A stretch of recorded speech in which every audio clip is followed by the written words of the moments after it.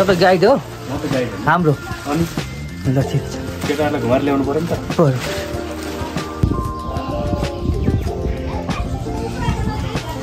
Tharu मुन्नुम trail को लागि भनेर टोपी लाएर आउनु भएको छ है। उहाँको परिचय दिनु पर्यो। सर हजुरको शुभ नाम? नमस्कार, मौजुन बाबु आचार्य। हजुर हजुर। तपाईँ? नमस्कार, मेरो नाम चाहिँ शिव श्रेष्ठ, घर चाहिँ बस्छु। हजुरको? म देवी राई बोल्नु। अनि सर यो चाहिँ यो हामीले अस्ति महोत्सव गरिसकेपछि लगभग 7-8 दिन यहाँबाट गइसक्यो होइन। अनि मैले त्यो भिडियो लिनु पनि छोडेको थिएँ क्या। यो ट्रेलमा हजुर के उद्देश्यले यात्रा गर्नु? राष्ट्रिय झन्डा उड्नु भएको छ। अनि यो के अरे रेड पान्डा खोइ हजुर खोइ रेड पान्डाको ट्याक्कै टोपी पनि लाउनु भएको छ है, हुर्लुङ खोटाङ भन्ने।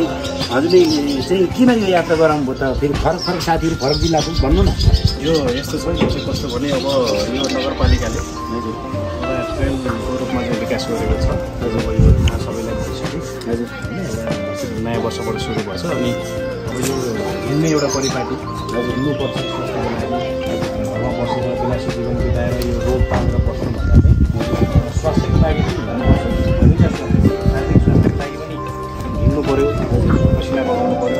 अर्को चाहिँ मानसिक स्वास्थ्यको लागि घरमा बस्ने, मनमा आउने कुरा, नआउने कुरा काट्ने, नराम्रो कुरा सोचेर बस्ने भन्दा चाहिँ हिँड्ने स्वास्थ्यको लागि दुईवटा स्वास्थ्य, मानसिक स्वास्थ्य र शारीरिक स्वास्थ्य दुईटैको लागि पनि राम्रो छ एउटा कुरा। अर्को कुरा चाहिँ हाम्रो ठाउँ हाम्रो गाउँ चिन्नु पऱ्यो, चिनाउनु पऱ्यो। पर्यटनको कुरा पनि छ होइन। अनि यहाँ भएको चाहिँ पर्यावरण, यहाँको वन्यजन्तु, वनस्पति सबै कुरा चाहिँ संसारभरि चिनाउने जुन नगरपालिकाको उद्देश्य छ त्यसको एउटा इतिहास पनि हो।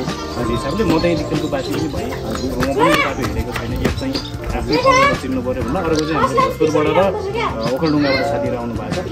उहाँहरूलाई पनि यो घुमाउनु पऱ्यो भनेर चाहिँ आज निस्केको। सरलाई धेरै धेरै धन्यवाद। वास्तवमा हाम्रो मनस्थितिहरूलाई स्वस्थ राख्नको निम्ति प्रकृतिसँग खेल्नुपर्छ के छ। अनि त्यो चिल्लो मैदानमा गएर बस्दा अनि चिमल फुलेको रक्तिम संसार देख्दा, त्यो नाङ्गा हरिया मैदानहरूमा चौडी र भेडा घोडा चरेको देख्दा हाम्रो एउटा मनस्थिति चिन्तनमा रूपान्तरण हुन्छ, सकारात्मक सोचको विकास हुन्छ। मान्छेहरू अहिले बियर खाने, होटलमा बस्ने, विलासी हुने, ठुलो ठुलो कुरा गर्ने, नकारात्मक विचार बोकेर बस्ने, सकारात्मकता ल्याउनको निम्ति प्रकृतिसँग खेल्नुपर्छ भन्ने। धन्यवाद यहाँलाई। यहाँ एउटा कुरा सबैले भनिदिनु पर्ने भयो। हामी आज कहाँ पुग्छौँ अनि अलिकति रोड कति समयको थोरै भनिदिनु न। हजुरले यहाँबाट जाँदा चाहिँ सिधै यो हामीले मुन्नुम ट्रेल बनाएको छ गेट, यो पर झन्डा राखेको छ यहाँ होइन। यो मुन्नुम ट्रेल यो परतिर गेट छ। यो गेटमा चाहिँ गेट पार गरेर शीतल रुखको फेदै बाटो नछोडिकन गेटको देब्रेपट्टि देब्रेपट्टि हजुर शीतल हेर्दै जाने माथि सिधा थान निस्किने। आज तपाईँहरू कम्तीमा पनि हिँड्नुभयो भने बगाले भन्ज्याङ पुग्नुहुन्छ। तर त्यहाँ बाँसको व्यवस्था छैन।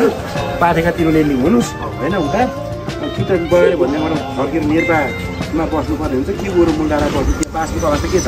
नत्र तपाईँहरू त्यहाँ गोठमा बस्नुपर्ने यति बेला गोठ छ। अनि भोलि चाहिँ तपाईँहरू धोत्रे मयौँ राम्रै त्यहाँको वातावरण हेरेर फर्काउन सक्नुहुन्छ क्या परिस्थिति। धन्यवाद हजुरहरू। शुभयात्रा छ। नमस्कार।